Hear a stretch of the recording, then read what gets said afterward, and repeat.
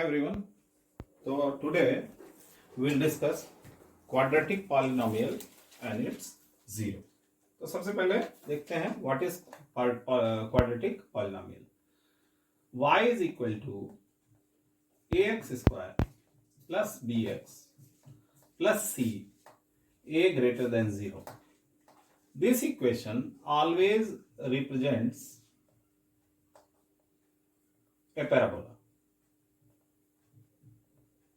It is a parabola. Depending upon its value of a, b, c, its orientation and location of parabola is decided. So you see, this is quadratic, means power 2, degree 2. So any polynomial which have highest degree 2 is called quadratic polynomial. So quadratic polynomial is y is equal to ax square plus bx plus c. Now what does it mean by zero of this polynomial? Zero of this polynomial means, suppose where the parabola cuts the x-axis, means put y is equal to 0. The rest of the points this equation will satisfy. Where you put y is equal to 0 means the point at which y coordinate is 0. It means parabola cutting point with x-axis is known as the zero of the polynomial, that you study as a ax square plus bx plus c और y की value क्या रख दिया 0. तो वही हम लोग पढ़ते हैं क्या, किस तरह से, क्वाड्रेटिक इक्वेशन. तो क्वाड्रेटिक इक्वेशन कुछ भी नहीं होता है, it's a zeros of a parabola on graph paper. It's a zeros of a parabola on graph paper. So it has two roots. So its zeros have two zeros values क्योंकि parabola will cut on the x-axis on two distinct points. So this is the way how quadratic polynomial and its zero can be understood. Now you see, what is the condition? Parabola may lie like this. It may touch the axis or it may intersect the axis. So that's why we have here it is no solution. Why no solution? Means ax square plus bx plus c parabola का ordinate value, it will never become 0 for this case. For this case it will be never become 0. This is the case where one solution. What does it mean? It means it's a perfect square. It is like that x minus alpha ka whole square is equal to 0. Means both roots are non-distinguishable. Means they are single. There is a single root for this equation. So x is equal to alpha. That type of thing. And this is the third case where two distinct roots.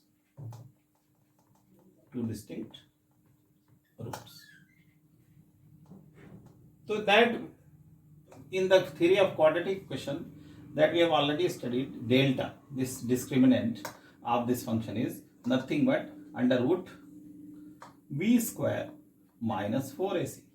Depending upon the value of b square minus 4ac, we decide whether there is no solution, whether there is a one solution, whether there is two distinct solution. If b square minus 4ac is less than 0, means no solution.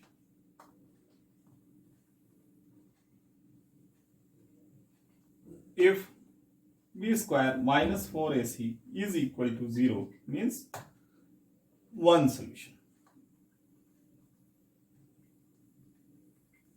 And if b square minus 4ac is greater than 0, two distinct solution.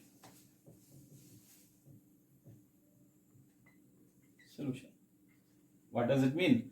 First, second and third. First means parabola never cuts the x-axis. It is above, lying above the x-axis under this condition. In the second condition, parabola touches the x-axis, and in the third condition, parabola cuts the x-axis at two distinct points.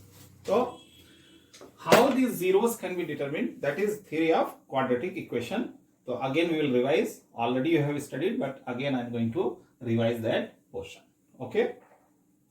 So you see, quadratic equation is nothing but ax square plus bx plus c is equal to 0. This is quadratic equation. Means this parabola value where this parabola point where ordinate is 0. That equation we are solving. तो क्या करेंगे? तो there are two methods to deal this. First method है, क्या करेंगे? Factorise करने की कोशिश करेंगे. A x square plus B x plus c is equal to 0. क्या हो जाएगा? X square plus B by a x plus c by a is equal to 0. तो अब ये एक्स स्क्वायर वाले टर्म को परफेक्ट स्क्वायर बनाने की कोशिश करते हैं. तो क्या हो जाएगा? X square plus b by 2a का whole square plus 2 into b by 2a into x plus c by a. अब ये एडिशनल टर्म मैंने ऐड किया है, b बाई 2a का होल स्क्वायर. ये वाला टर्म देखेंगे, 2 to cancel, b by ax, this term is there, c by a is already there. So this term we have to subtract also. b by 2a का whole square is equal to 0. This equal to 0. तो अब क्या हो जाएगा? This is nothing but a square plus b square plus 2ab means x plus b by 2a का whole square is equal to, बाकी चीजें transpose कर लेते हैं, ये कांस्टेंट वाले टर्म्स, b बाई 2a का whole square minus c by a. ये वैल्यू आ जाएगी, क्या हो जाएगी? b square minus 4ac divided by 4ac divided by 4a square means 4a square. That type of expression comes. Because so now I erase this. तो क्या हो जाएगा? तो यहां पे स्क्वायर रूट ले लेते हैं. x plus B by 2a is equal to, यहां क्या हो जाएगा? Plus minus under root B square minus 4ac divided by 2a.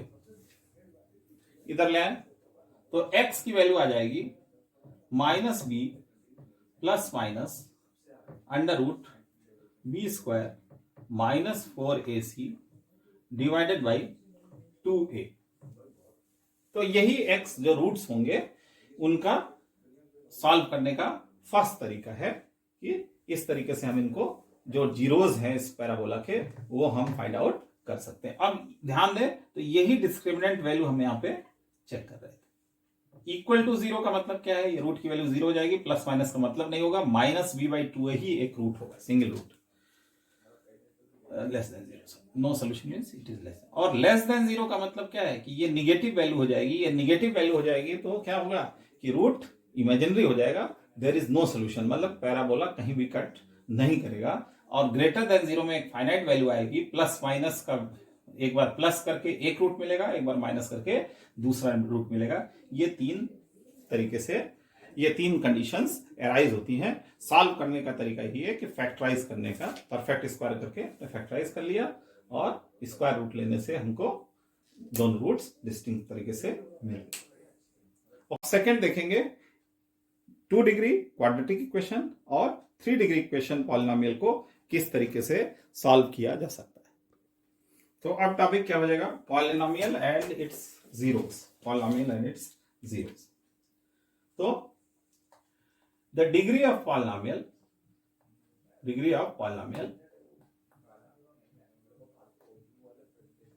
यही उसके नंबर ऑफ जीरोस को रिप्रेजेंट करेगा।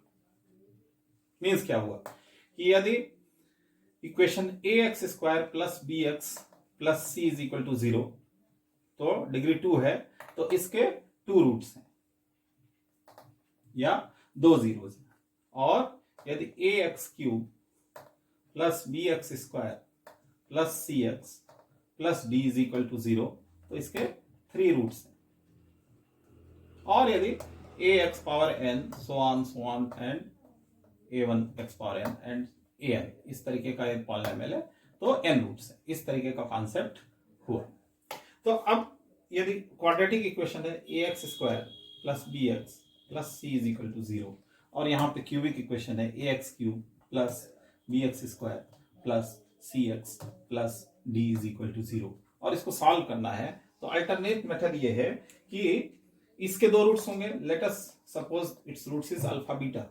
इसके 3 रूट होंगे, let us suppose its root is alpha beta gamma. Its root is alpha beta and gamma. अब start कहां से? पहले sum of roots alpha plus beta. ध्यान से देखें कैसे करेंगे। x का कोफिशिएंट b बाई y का कोफिशिएंट a, और ये क्या हो जाएगा? This will be minus with minus sign. मतलब साइन कन्वेंशन किस तरह होगा? First term plus second term का कोफिशिएंट माइनस लेंगे, थर्ड टर्म का इस तरह से अल्टरनेट, इस तरीके से साइन कन्वेंशन। ए को पॉजिटिव रखेंगे, बी को माइनस रखेंगे, सी को अगेन पॉजिटिव रखेंगे। यहां पर ए प्लस साइन से गवर्न होगा, बी माइनस साइन से गवर्न होगा, सी प्लस साइन से गवर्न होगा, और डी माइनस साइन से गवर्न होगा। तो क्या हुआ? एडिशन के लिए क्या होगा?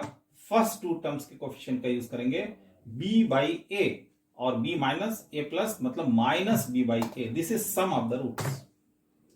Then double multiplication alpha beta, इसके लिए थर्ड और फर्स्ट का यूज करेंगे, क्या हो जाएगा? c by A. c का प्लस साइन, a का प्लस साइन, मतलब ये फॉर्मूला एज सच ऐसे ही रहेगा। क्योंकि इसमें 2 रूट्स हैं, तो यही 2 इक्वेशन बनेगी। 3 कोफिशिएंट्स हैं, इनको मिला के फर्स्ट और सेकंड को पेयर करके सम आया, फर्स्ट और थर्ड को कंसीडर करके प्रोडक्ट आया। 2 equation, 2 roots we can solve. कैसे करेंगे? अल्फा प्लस बीटा दिया है, तो अल्फा माइनस बीटा का whole square is equal to alpha plus beta का whole square minus 4 alpha beta. तो अल्फा प्लस बीटा मालूम है, अल्फा बीटा मालूम है, रख के अल्फा माइनस बीटा की वैल्यू निकाल लेंगे। एक बार अल्फा माइनस बीटा आ गया, तो अल्फा माइनस बीटा और अल्फा प्लस बीटा को we can solve and find out the roots. अब यही एनालॉजी जो यहां पर हमने लगाया है रूट्स के लिए, वो यहां पर अप्लाई करते हैं। करेक्ट? यहां पर 3 रूट्स हैं, तो सबसे पहले sum of roots alpha plus beta plus gamma. Sum of roots में पहले 2 कोफिशिएंट्स का यूज करेंगे, तो क्या हो जाएगा? b by A, but b minus A plus, तो यहां माइनस b बाई ए। फिर डबल प्रोडक्ट, अब यहां पे 3 रूट्स हैं, तो डबल प्रोडक्ट अल्फा बीटा होगा प्लस बीटा गामा होगा प्लस गामा अल्फा। तो इसके लिए फर्स्ट और थर्ड का यूज करेंगे। क्या वैल्यू आ जाएगी? c बाई ए, और सही है या गलत है जानने के लिए क्या करेंगे? साइन, c का प्लस साइन, a का प्लस साइन, मतलब ये ऐसे ही स्वीकार होगा। Then triple product of the roots. यहां तो क्या है? सिंपल एडिशन, डबल प्रोडक्ट, खत्म हो गया। यहां पर simple addition, double product and triple product. Triple product क्या होगा? Alpha beta gamma. क्या वैल्यू हो जाएगी? अब लास्ट वाला यूज करेंगे, d एंड a, तो d बाई ए। साइन के लिए चेक करने के लिए क्या करेंगे? d का माइनस साइन, a का plus sign, minus d by a. तो इस तरीके से ये 3 इक्वेशंस आ गई, 3 रूट्स आ गए। 3 इक्वेशन, 3 रूट्स सॉल्व करके अल्फा बीटा गामा की वैल्यू निकाली जा सकती है। बट जैसे जैसे डिग्री बढ़ती जाएगी, वैसे वैसे इन इक्वेशंस को सॉल्व करना थोड़ा डिफिकल्ट होता जाएगा। अब सेम एनालॉजी में मैं बात करूं कि 4th रूट की बात करूं, पावर 4th रूट, तो ये nth पॉलिनोमियल, कितने भी डिग्री का पॉलिनोमियल हो, ये मेथड अप्लाई किया जा सकता है। जैसे ax power 4 plus B x cube plus C x square plus D x plus E is equal to 0। तो क्या हो जाएगा, सबसे पहले साइन कन्वेंशन लिखते हैं, plus minus plus minus plus. अब चलिए सिंपल एडिशन, इसके कितने रूट्स होंगे, डिग्री 4 है तो alpha beta gamma and delta, there are 4 roots. तो first summation alpha plus beta plus gamma plus delta, ये क्या हो जाएगा, पहले दो कोफिशिएंट से b by a is equal to b by ए, और b का साइन निगेटिव तो यहां पे negative, minus b by, double product alpha beta beta gamma gamma delta, alpha beta एक एक करके लिखते हैं, ये थोड़ा सा कॉम्बिनेशन बनाना पड़ेगा, एक एक को पहले अल्फा को, अल्फा बीटा हो जाएगा प्लस अल्फा गामा हो जाएगा प्लस अल्फा डेल्टा हो जाएगा, देन अगेन बीटा, तो बीटा गामा तो सेम है, तो बीटा का आगे से लें, beta gamma plus beta delta plus gamma delta, gamma delta इतना ही आएगा मेरे हिसाब से, 3 3 6, हाँ। तो ये वैल्यू आ जाएगी क्या, अब फर्स्ट और थर्ड को लेंगे, c by a, c by a, then triple product means alpha beta gamma alpha beta delta, ऐसे लिखेंगे alpha beta gamma plus alpha beta delta, then beta gamma delta, beta gamma delta, इतना ही combination आएंगे, 3 ही आएंगे मेरे हिसाब से, ये वैल्यू हो जाएगी।